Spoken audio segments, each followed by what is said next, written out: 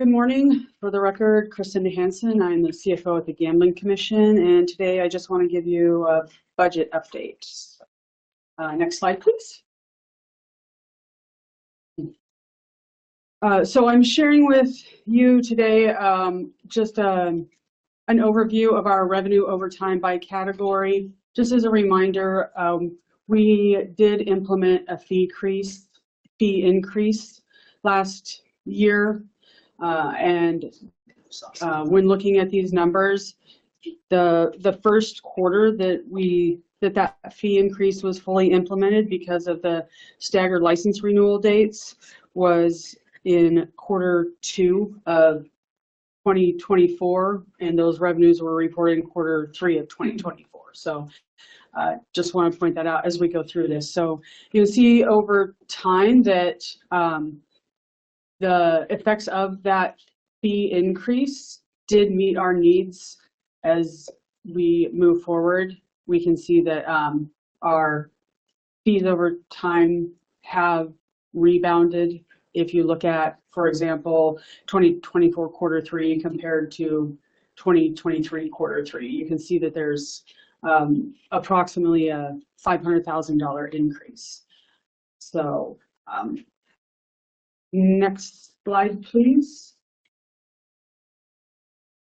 So for the details, I'd like to share, these are the major categories in our licensing areas. So this is our commercial manufacturer slide. You can see that even with our fee increase, for example, for the punch board pull tabs, that the revenues that were collected for 2024 Q4, which it just closed in December, those revenues were approximately about $150,000 to $200,000 more for punch board pull tab than they were last year, even with that fee increase. And you'll see similar numbers in the other categories where there is an increase, but not as significant as was initially expected. And some of that is because we do continue to see less licensees over time. So next slide. That's particularly noticeable in our nonprofits. If we look at, for example, the raffle licensee numbers, which is third from the bottom on this list, you can see that in Q4 that we reported $108,000 in revenue in that category. And we do know that we have lost, again, licensees in this area. Some of what we're seeing in the manufacturer and distributor licensee group is also consolidation of licensees. So even though the business is not, the numbers being reported are not declining because the number of licensees is consolidating, we're seeing less revenues because there's a cap on the revenue per licensee. So next slide, please. So the effect of the fee increase, even with the number of licensees decreasing, has meant that our revenues are currently supporting our expenditures. This slide does not include our IT modernization expenditures because as we have shared in previous meetings, we do already have money reserved for that IT modernization project.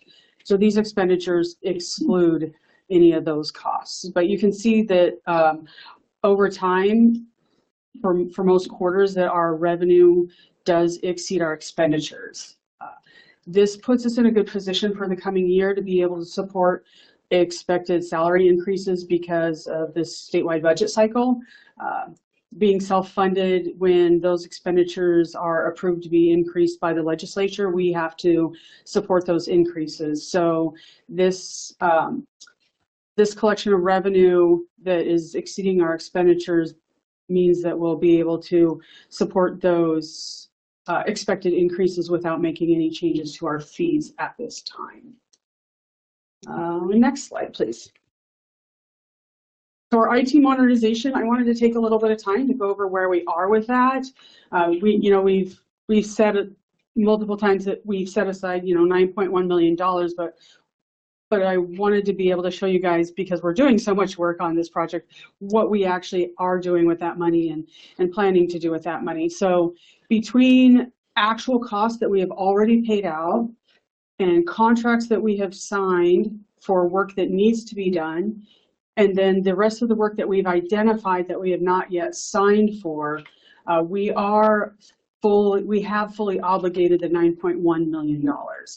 So we do have a reserve of about $500,000 for any work or changes that we have not yet identified. But our expected bottom line right now is, fully expended. You can see that this estimate shows that there's, about $48,000 that are positive in the budget versus what we're expecting to spend. So just an overview of what we are doing and how we're managing that dedicated funds for the project. Next slide, please.